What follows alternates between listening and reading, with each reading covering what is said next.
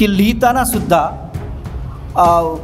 म्हणजे असं नाही असंच पाहिजे, हाच शब्द पाहिजे आणि मराठी वळणाचा शब्द पाहिजे.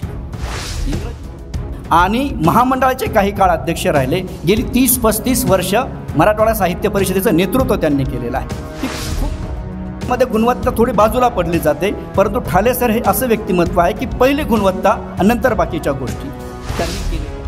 लढा आहे तो एक, आणि त्या लढ्याचं एकेकाळी त्यांनी नेतृत्वही केलेलं आहे. ही फार महत्त्वाची गोष्ट आहे. शुद्ध लेखन कसं असलं पाहिजे याच्याबद्दल त्यांचं स्वतंत्र काम. त्यांनी अभ्यास मंडळ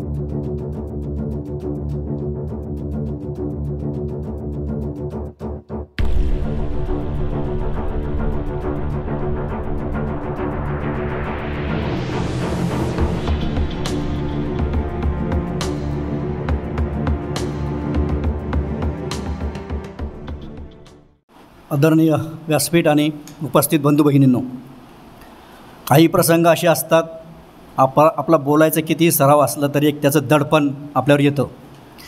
विशेषतः ज्या लोकांच्या नजरेखाली आपण वाढलो घडलो अशांच्या समोर बोलणं थोडं धाडसाचं होतं. आजचा प्रसंग अगदी तसाच आहे. या कार्यक्रमाचे अध्यक्ष बापूसाहेब, आमचे अध्यक्ष आदरणीय किशोर पाटील साहेब आणि गुरुवर्य प्राचार्य कौतिकराव ठाले पाटील, तसेच उपस्थितामध्ये अत्यंत मान्यवर काही लोक आहेत. मित्र हो, प्राचार्य कौतिकराव ठाले पाटील यांचं वय 81 वर्ष होऊन गेलेले आहेत आणि अत्यंत तरुणपणापासून मराठी भाषा, मराठी संस्कृती, मराठवाडा याबद्दल आस्था असलेला, प्रेम असलेला आणि आग्रही असलेला हा माणूस.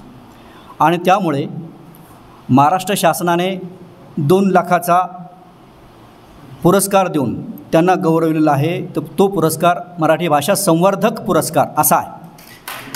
भाषा संवर्धनाचं काम तेव्हाच होतं की त्यामध्ये काही भर पडते. आजची परिस्थिती बिकट आहे. मराठी भाषेबद्दल अनेक प्रश्न उपस्थित झाले आहेत. अशा वेळेला हा माणूस गेली 50 वर्ष मराठी भाषेबद्दल बोलतोय, लिहितोय.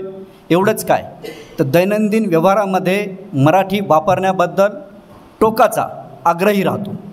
म्हणून केवळ भाषणं देणं, पंडितासारखं काम करणं हे थोडंसं सोपं आहे, परंतु प्रत्यक्ष व्यवहारामध्ये ती भाषा रुजवणं, त्याबद्दल आग्रही असणं, आपल्या आसपासच्या लोकांना त्याबद्दल काय म्हणू आपण एक प्रकारची नैतिक भीती वाटणं, अशा प्रकारचं हे व्यक्तिमत्व आहे. मी त्यांच्या काही वर्षांपासून फार जवळ असल्यामुळं मला हेही जाणवलं की लिहिताना सुद्धा म्हणजे असं नाही असंच पाहिजे, हाच शब्द पाहिजे आणि मराठी वळणाचा शब्द पाहिजे. इंग्रजीबद्दल आणि हिंदीबद्दल या गोष्टी आपण बाजूला सोडून देऊ, परंतु मराठी वळणाचं मराठी आपण वापरलं पाहिजे, मराठी क्रियापदं वापरली पाहिजे, याबद्दलसुद्धा ते आग्रही राहिले. म्हणजे प्रत्यक्ष चिंतनाचा विषय मराठी आहे एवढं केवळ नव्हे, तर त्यांच्या लेखनाचा विषय, अध्यापनाचा विषय हाही आहे. आणि गेली 40 वर्ष महाराष्ट्रामध्ये नव्हे तर मराठी माणूस जिथे जिथं पोचलेला आहे तिथे मराठी साहित्य नेण्याचं काम, मोठं काम यांनी केलेलं आहे. परदेशातसुद्धा 2 संमेलनं त्यांनी घेतलेली आहेत. महाराष्ट्रात आणि मराठवाड्यात तर खूप संमेलनं, खूप उपक्रम त्यांनी घेतलेले आहेत. म्हणून मराठी भाषा वाढवण्याचं, प्रसारित करण्याचं, तिचा प्रचार करण्याचं हे मोठं काम, तिला प्रतिष्ठा देण्याचं मोठं काम त्यांनी केलेलं आहे. आणि म्हणून कदाचित दुर्दैवाने ही शेवटची पिढी असेल की काय अशी एक भीती या काळामध्ये आपल्यापुढे आहे. कारण आता भाषेबद्दल एवढं आग्रही असणं, आस्था असणारी माणसं फारशी टिकलेली नाही. आता आपल्याला भाषेबद्दल फारसं काही वाटत नाही.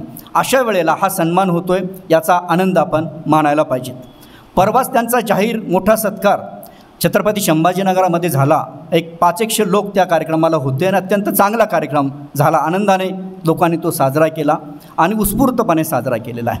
त्यांचा जो गौरवग्रंथ निघाला तोही अत्यंत देखणा, अत्यंत मूलभूत गंभीर चिंतन असलेला ग्रंथ लोकांच्या समोर आलेला आहे. आणि हे सगळं त्यांनी घडून आणलेलं नाही, आपोआप घडलेलं आहे. एक पावती समाजाच्या वतीनं त्यांना दिलेली आहे. त्यांचं एक गोष्ट सांगून मी थांबणार आहे. परिचय म्हणजे त्यांचा जन्म वगैरे ह्या गोष्टीमध्ये फार तपशिलामध्ये जाण्यात काही अर्थ नाही, परंतु अत्यंत खेड्यामध्ये त्यांचा जन्म झाला.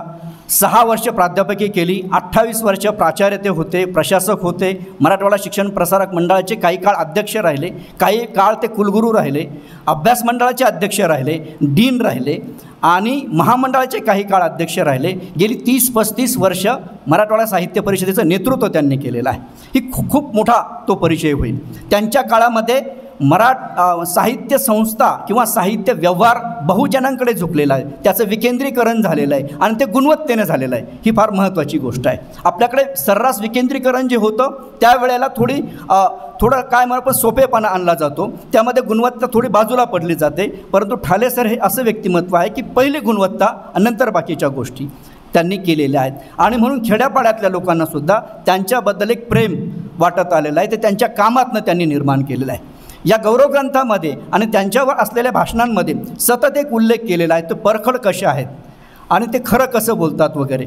सौखूर सगळ्या बाजूला ते प्रसिद्ध आहेत.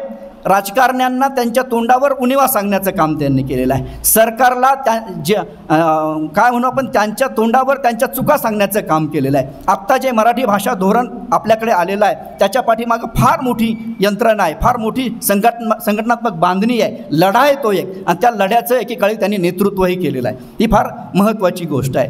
शुद्धलेखन कसं असलं पाहिजे याच्याबद्दल त्यांचं स्वतंत्र काम आहे. त्यांनी अभ्यास मंडळामध्ये BOSमध्ये एकटं काम केलं नाही, तर अभ्यासक्रम कसा असावा याच्यासुद्धा चर्चासत्र त्यांनी घेतलेले आहेत. साहित्य कसं असावं याबद्दल सुद्धा लोकांच्या समोर काही गोष्टी नेलेल्या आहेत. म्हणून त्यांचा परिचय सांगणं याच्यातनं काही होणार नाही, त्यांच्या कामातनंच आपल्याला हे सगळं शिकायला मिळेल.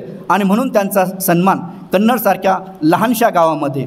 परंतु 2 गोष्टी इथे सारख्याच आहेत की मराठवाडा साहित्य परिषद जशी उपक्रमशील आहे तसे सार्वजनिक वाचनालयसुद्धा उपक्रमशील आहे. खूप उपक्रमामधून लोकांपर्यंत जाण्याचं दोनही संस्थांचं मोठं काम आहे. आणि म्हणून त्यामुळे एक नातंसुद्धा या 2 घटकांमध्ये आपल्याला दिसतं. इथे हा सत्कार होतो याचा एक आनंद व्यक्त करतो आणि मला परिचय करून देण्याची संधी इथं दिली त्याबद्दलही आभार मानून थांबतो. धन्यवाद.